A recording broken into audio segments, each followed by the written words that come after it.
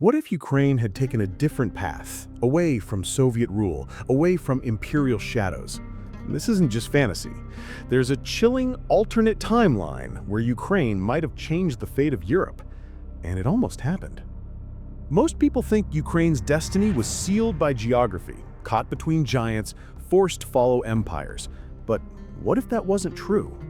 In this video, we'll explore a hidden alternate history, one that'll challenge everything you thought you knew. Watch till the end because one pivotal decision could have changed the entire world map. Let's rewind, not to 1991 when Ukraine declared independence, and not even to World War II. Let's go all the way back to 1917, the year the Russian Empire collapsed. While chaos erupted across Moscow and St. Petersburg, something else was happening, quietly, in the city of Kyiv. A new voice was rising, and it came from a place history had nearly erased, the dream of an independent Ukrainian nation. In our reality, this dream was crushed, but in this alternate timeline, the people of Ukraine made a different choice. Cue grainy B-roll of snow-covered streets, soldiers on horseback, telegram messages being relayed across freezing courtyard. In the real world, the short-lived Ukrainian People's Republic was declared in 1917, but barely lasted 2 years before being consumed by the Red Army and later absorbed into the Soviet Union. But here's where the twist begins. What most people don't realize is how close Ukraine was to securing independence permanently. In 1918, Germany and Austria-Hungary, desperate for supplies during World War I, recognized Ukraine as an independent nation in exchange for food. For a few brief months, Kyiv became the capital of a free state. What if Germany had won WW1 and kept Ukraine as a key ally? Well, they almost did. Let's open our timeline. Germany doesn't collapse in 1918. The Kaiser's forces, battered but still intact, bring about an uneasy truce with France and England. No Versailles Treaty, no humiliating reparation. And down in the shadows of this European chessboard, Ukraine survives. Because with Germany's protection and Bolshevik Russia still weak, the Ukrainian People's Republic isn't destroyed, it grows. An independent Ukraine emerges, free from the looming grip of the Soviet Union. By 1925, Kyiv had transformed. Remember, this is a version of the 20th century with no Stalin, no Holodomor famine, no Soviet purge of Ukrainian identity. Instead, the Ukrainian language flourished in universities, railroads connected western and eastern regions, and, with German investment, Ukraine began rebuilding into a major agricultural and industrial power.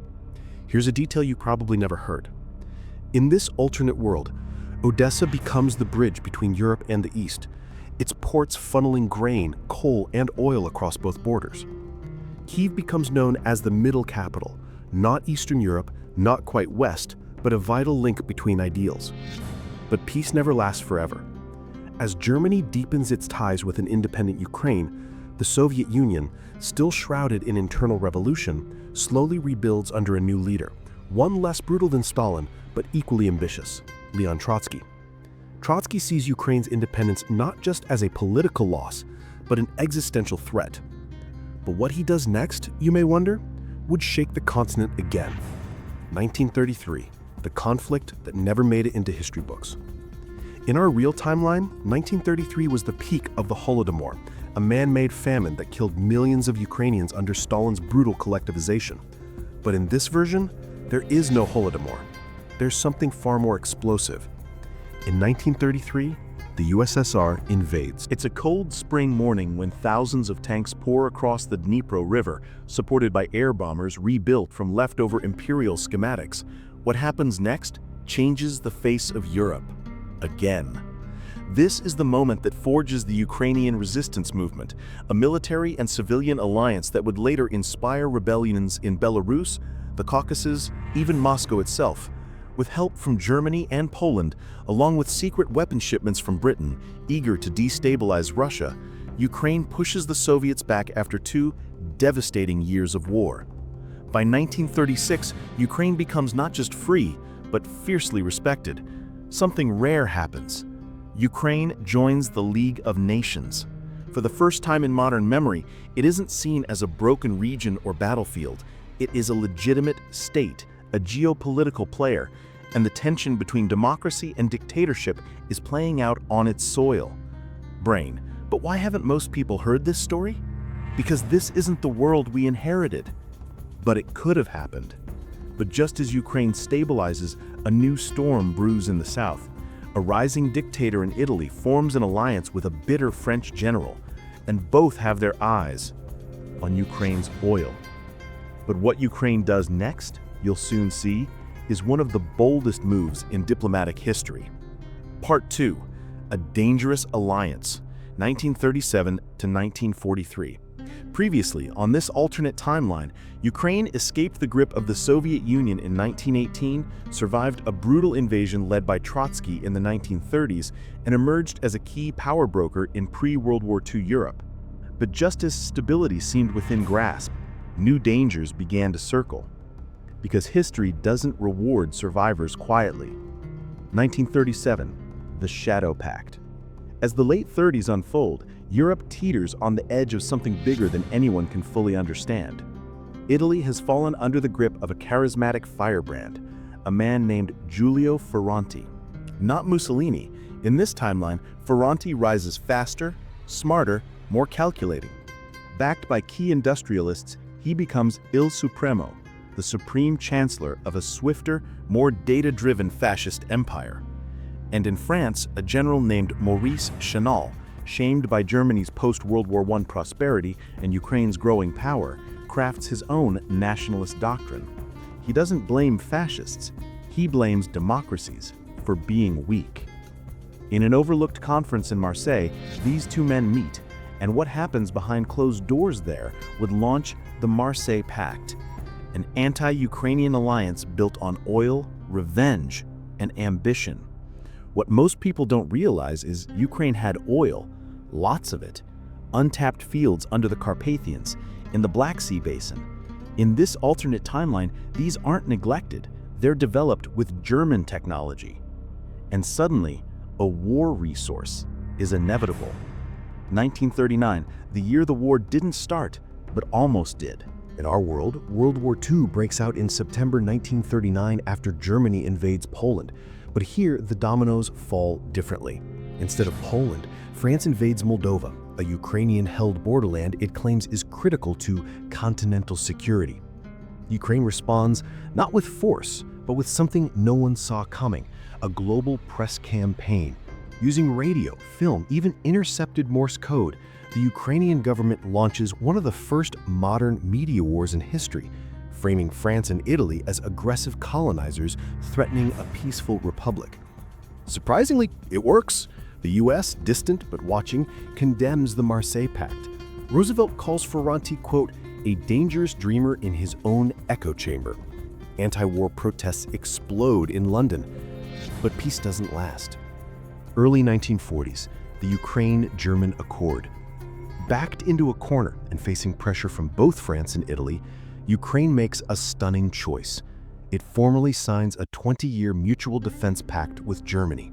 Not a Nazi Germany, but an industrial-leaning, capitalist, royalist Germany, still ruled by Wilhelm III, the son of the deposed Kaiser. Sound like a weird combo? It is, but geopolitics has no room for idealism. Germany gets oil and food, Ukraine gets tanks, planes, and training. The Marseille Pact can smell blood. But what Ukraine didn't anticipate was the betrayal from inside. Because not everyone in Ukraine agreed with this shadowy alliance. And what they did next nearly collapsed the entire young nation. 1943, the Kyiv Rebellion. Think about this. What happens when a country, young, proud, still forming its identity, sells part of its soul to survive? Answer? Resistance. In a northern district of Kyiv, a young journalist named Mykola Grushenko breaks a classified report leaking details of secret arms transfers to German forces operating in Asia. Ukraine was technically neutral in the east, or so the public thought. And this single radio broadcast, it sparks the greatest civic protest in modern Ukrainian history. Grushenko's voice is heard in over 14 countries. Within days, 150,000 people gather in Maidan Square, decades before the real Maidan uprising ever happens. But guess who's watching?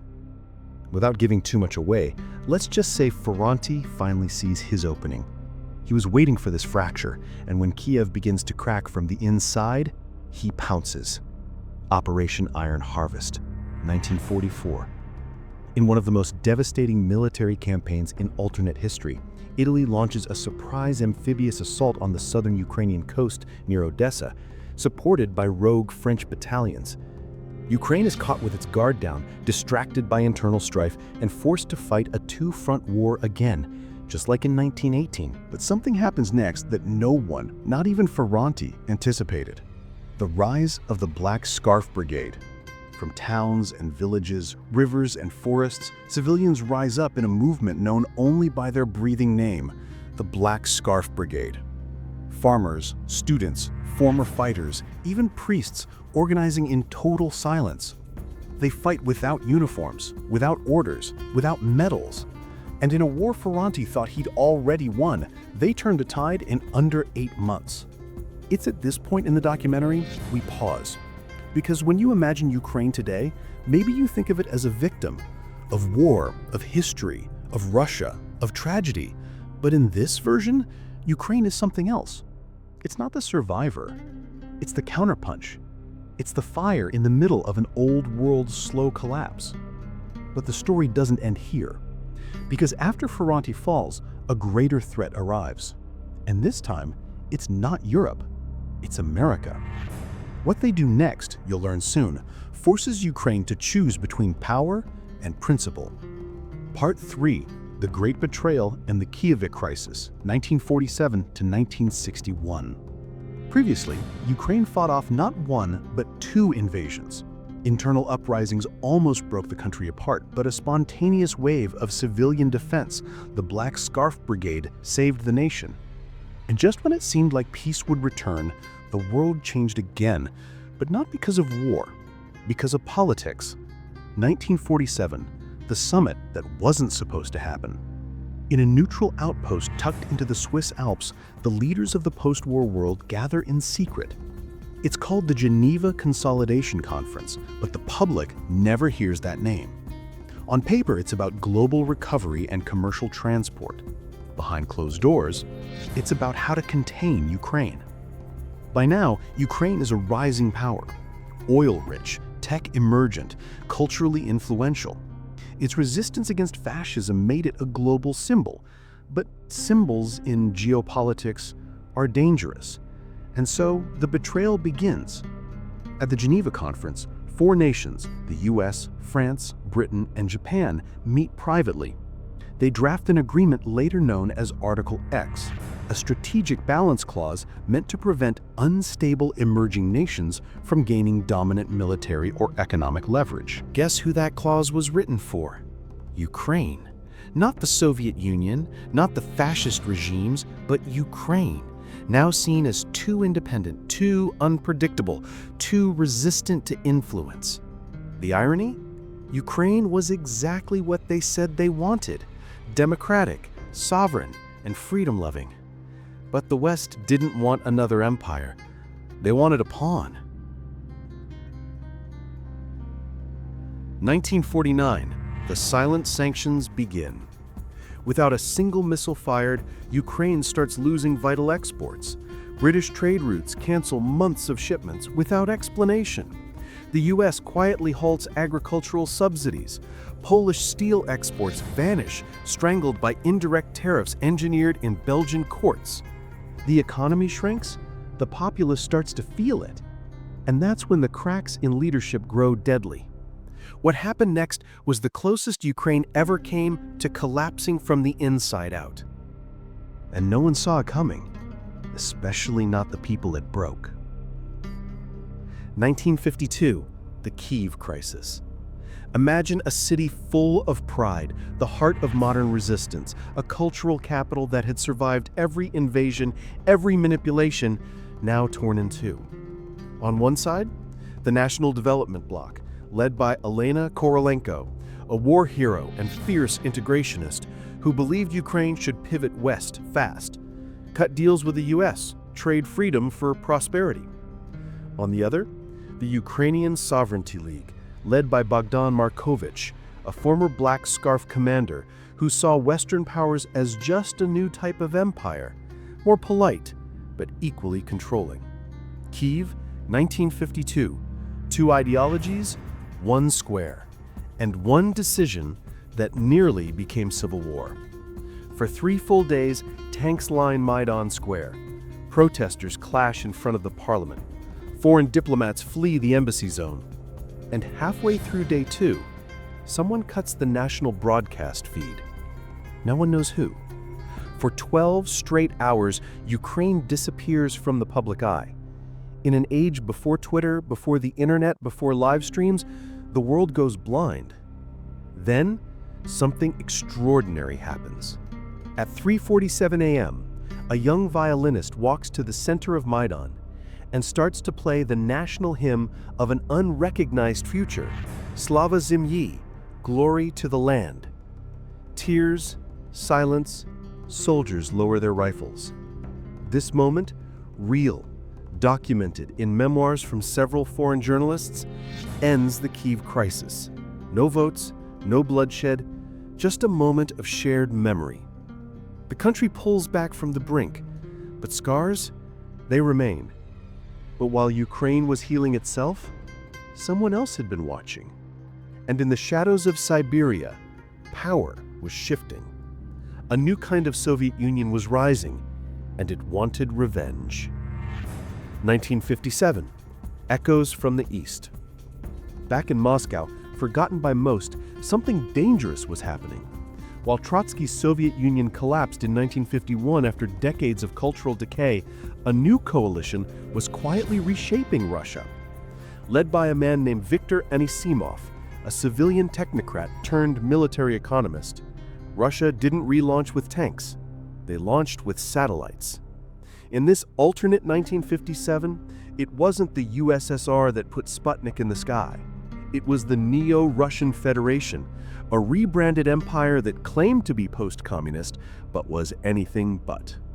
And when that satellite blinked across the skies above Kyiv, it wasn't a celebration. It was a warning. Because Anisimov didn't just want to show off tech, he wanted to bring Ukraine back. And for him, it was never a question of if, only when. 1961, the Blue Harvest War. Here it is, the most underrated war in history, the one no one remembers, because it never happened. Not in our world, but in theirs. It shook every border from Finland to Tehran. Neo-Russian operatives sabotage Ukraine's southern hydro systems, unleashing drought across the Mykolaiv basin. To the public, it's written off as engineering failure, but in reality, it triggers a food collapse so severe 5 million people are displaced in just 9 months. Guess what happens next? Yep, military surge. Operation Midnight Vine, Ukraine's counter-response, is the first cyber-analog military op ever documented in warfare. Ukrainian engineers take over Russian communication lines using hacked Soviet-era codes, playing folk songs and misinformation across hundreds of enemy radios.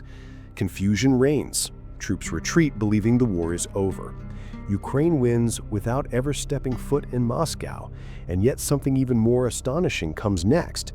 Because after 40 years of survival, war resistance, internal infighting, betrayal, uprising, and counterstrike, Ukraine makes a choice no one expects. It rewrites its own constitution, not just to govern, but to guide.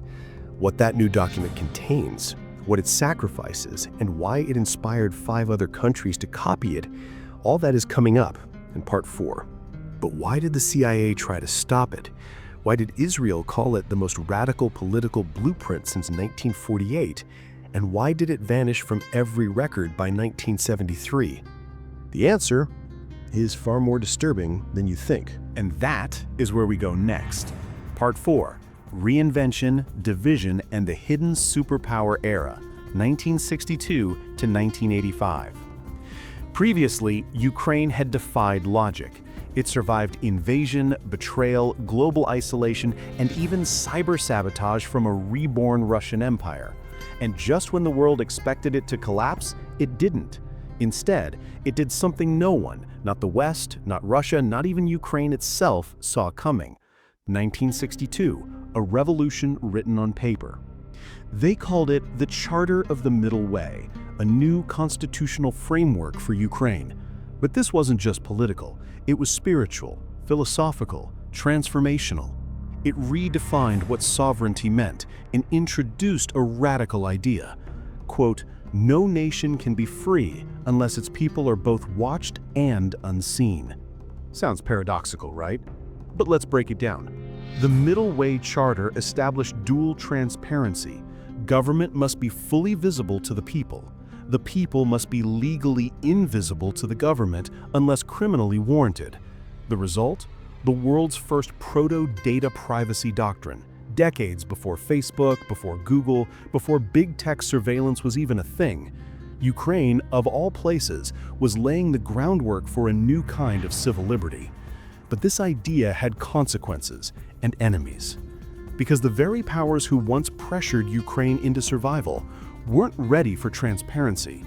CIA Deputy Marshal Handley wrote in a confidential briefing, quote, "If this document spreads, we'll lose the lever we've spent 20 years building." Let's just say the US did not want this idea exported.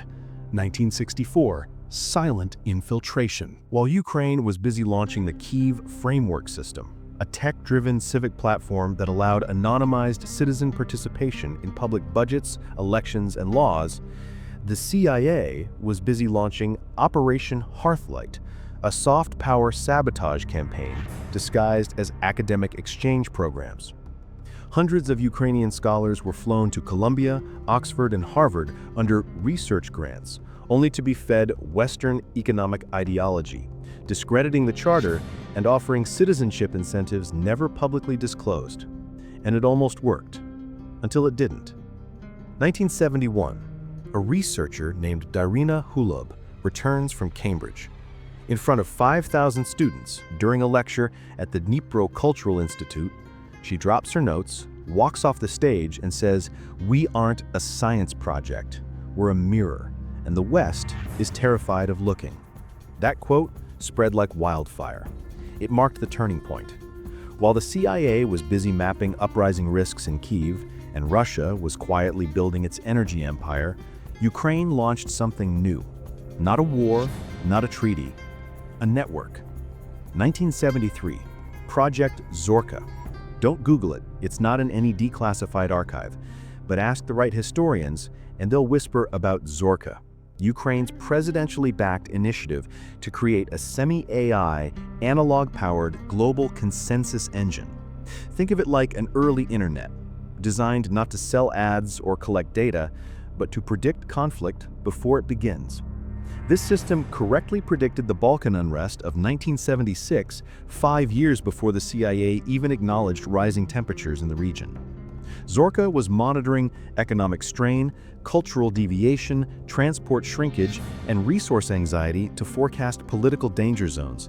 It made Ukraine the most informed quiet power in the world. Even the UN asked for access. Ukraine refused. We share solutions, not surveillance. But everything changed in 1980. Why? Because of Chernobyl, but not the one you know. 1980, the reactor that never melted, but almost did. In our world, the Chernobyl disaster happens in 1986, but in this version, Ukraine builds the reactor in 1975, with German engineers, Swedish turbines, and a fail-safe system designed by early Zorka protocols. Then in 1980, a sabotaged valve threatens to trigger a meltdown. Sources later suggest it came from neo-Russian operatives. But here's what matters most. A janitor named Pavlo Khnativ, a former Black Scarf member, notices a funny sound near the primary core exit. He doesn't file a report, he doesn't follow protocols, he just shuts down the right duct, saving 4 million lives. He's never given a medal. When asked later how he knew what to do, he says, "I didn't. I just wanted my kids to see snow this winter." By 1985, the world is weird. Ukraine has data protection laws stricter than the West, a decentralized form of participatory governance, a network predicting conflict the rest of the world barely understands. But it also has enemies watching from every side. But everything changes when capitalism takes over Russia, and the US makes its boldest move yet. One Ukrainian president dares the world to follow its system. And what happens next rewrites the future of nations. Part 5. Resistance, Reflection, and a New World Order, 1985 to present day. Previously, Ukraine had escaped decades of imperial control, survived invasions, defied betrayal, and become the most unexpected pioneer in civil liberties and predictive technology. But enemies were circling again, not with tanks or warheads this time, with economic pressure, cyber games, ideology wars, and one by one, the lights were starting to flicker. 1985, when Russia became free. In our timeline, the Soviet Union collapses in 1991. But in this alternate version, a very different collapse happens in 1985. Under Viktor Anisimov, the neo-Russian Federation goes fully capitalist overnight. No transition period, just privatizations, auctions, deregulation, a total pivot accompanied by Western consultants and billion-dollar loans. The West celebrates it as Moscow's modernization. But Ukraine? It sees the truth. Russia's sudden economic shift wasn't democratic. It was a strategic rebrand, a new empire wearing a free market mask. And the first thing they wanted? Zorka, that predictive network designed by Ukraine to detect global instability. Russia wanted to either steal it or silence it. 1985 to 1989, the GhostNet campaign. Cyber attacks weren't even a thing yet, but someone, multiple someones, started getting into Ukraine's civil framework.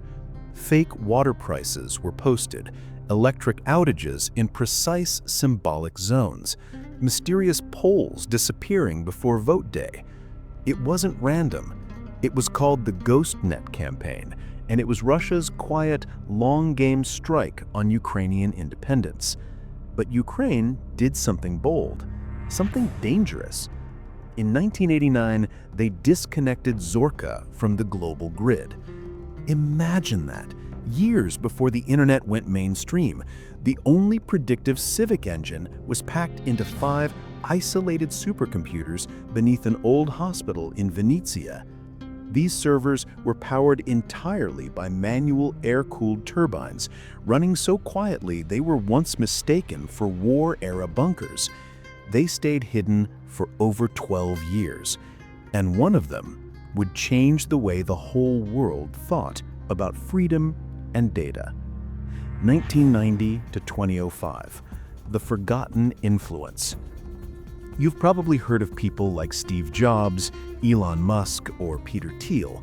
But in this timeline, there's a name most Westerners don't know, Katerina Volovic, a systems designer born in Lviv, educated in Kyiv, exiled during internal crackdowns of the late 90s.